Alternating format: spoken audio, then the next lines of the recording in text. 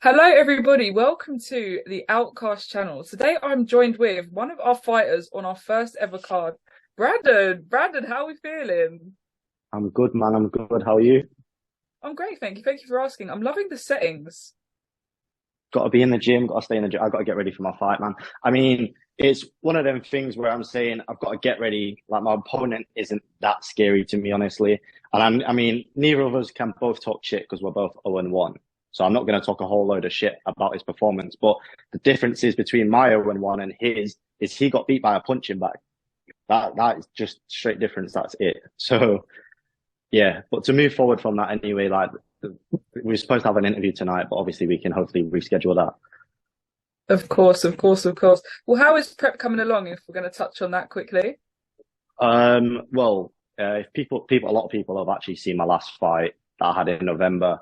All you've got to do is search my name on YouTube and you'll find it. It's that simple. So a lot of people will have seen that fight from the scene. And if they want to judge me based off of that fight, go ahead, because you're going to see different levels from where I fought then to the next fight. Obviously, I'm not going to leak anything about the date or anything like that. But by the time the next fight comes around, it's nearly a year of just full training and coming back for redemption, man. I mean, I've been said that I want redemption and stuff like that. So it's been a full year of actually getting myself into a better situation. So my last fight, I was probably about 95 kilo. My walk around weight right now is 80. Well, 79.8 on the dot at the minute. So, and my next fight is going to be at 165 pounds, whereas my last fight was like 200 plus. So So we have a little weight loss journey in there as well. yeah, definitely, man. And I mean, to be honest, for my build, I'm still going to be quite big at 165. So potentially in the future, you could see me at 155, depending on the opportunities that I get. Fair enough. Have you seen much from your opponent boxing wise? I've seen his fight. That's about it. Okay. That is one of the only things that I've seen, and there's not a lot I can take from that man. Obviously, like I said at the beginning of the interview, it was like, yeah, he's 0-1. He fought a punching bag and stuff like that, but he fought around the same time as I did. So I'm not gonna doubt him and say that it's gonna be an easy fight and it's gonna be a walkthrough. The guy has had the same amount of time to get ready for this fight as I have. So if he is ready on the night, I expect it to be a good fight. But if he's not going to train seriously and take me seriously, then it'll only go one way. And I truly believe that. So obviously you've recently released some sparring footage with James Yes. Bueno. If you know, you know. That's all I'll say. So Yes. can we expect to Um, see more of that? yes. So, there's actually a few people I'm working with, in the background. I think I'm going up to London to spar a few people next month.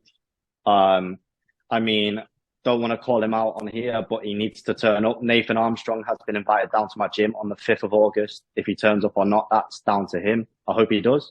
Be a good spar. But the invitation has been set there, and Nathan knows he's more than welcome to my gym. So Or does it bother you in any way that obviously with all the footage you're releasing, like your opponent could be creating game plans to obviously beat you? Because obviously if he's not um, releasing too much boxing footage, does that put you at a disadvantage or not really? I would say, base me off of my footage, you're going to find out that I'm not the same fighter as my footage I put out. And if you want to base me off of my spar with James will tell anybody himself, I was at about 50, 60%. My technique was not there on purpose because I did not want to show a little too much. But I was also giving him a little bit of power to help him get ready for his fight with Topes there if that happens in the future. Because I think James, and anybody knows, my 60% is a heavier hitter than Topes there at 100%. And that's just down to weight and stuff like that and build. And that's no detriment to how Topes' last fight went. I think James and Topes is going to be a good fight if that happens later on down the future. Nice. So obviously moving forward, what is a short term or even like an end goal in this scene? Obviously, it's difficult to put an end goal on things because the scene is forever evolving, but talk to us a bit about like what you want in the future. Misfits boxing. I think I've made that quite evident. If people haven't seen already in the community, I wasn't really there when I was trying to push for it. I was nearly going to be a backup fighter on Misfits 007, against Louis Nesta. That's public information, so I can release that. And even going all the way up to recent events of Misfits 008 that's happening this Saturday, I was the most vouched for person when Kima asked for a backup fighter. So people want to see me fight, and it's quite evident that people are there and do want it to happen. So it's all a matter of time and the way I promote myself going forward. So yeah, definitely. I would love that. Do you have a dream opponent? Let's dig some names out. Dream opponent. I mean, the fight that I want to go into Misfits on is Halal Ham. I've made that clear.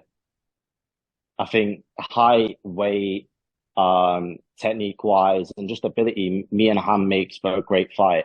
Although he's a bit lackluster against Ginty, that was against a guy that was 6'3" or whatever, however tall he is. So I can understand that. I mean, I struggle in sparring with guys that are that height. It just is a struggle to get in to range with them guys. They can just ping their jab off and keep you at range all day.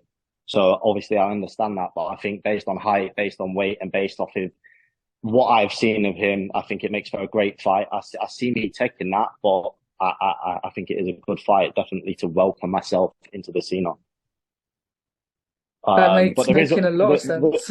there is other guys that I have spoke to, especially like directly to them about fighting. A guy that I did call out for a short while, Ashley Raksu. I think is a very hard fight for me. But Okay. I've stated on many occasions I will fight anybody given the right opportunity.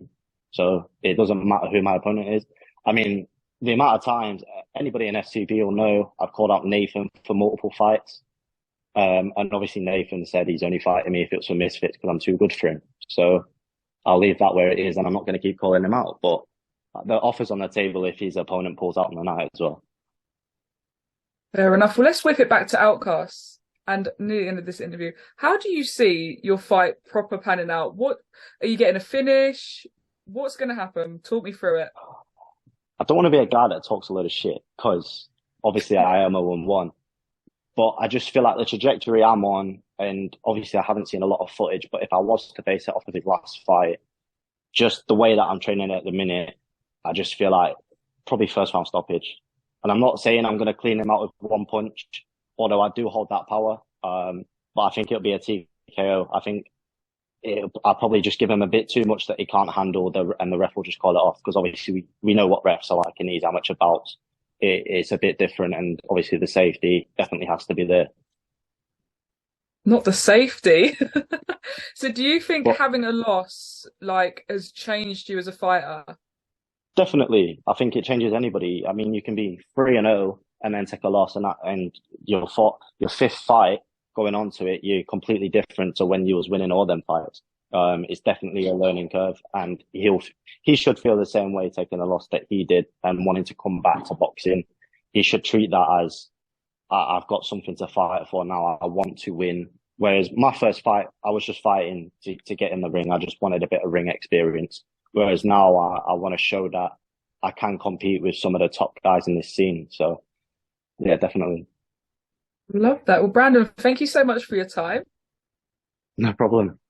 No It's worries. great. I will catch you in your face to face with your opponent. That's the next time we'll see you probably on this channel. Yeah, I mean, whenever that is. Yeah, sure. No, not catching strays already. No, no, it's not your fault, man. I mean, obviously, we was meant to do it tonight, but situations are what they are. But yeah, I look The forward game's to the it. game. Perfect. Well, thank you so much. No worries.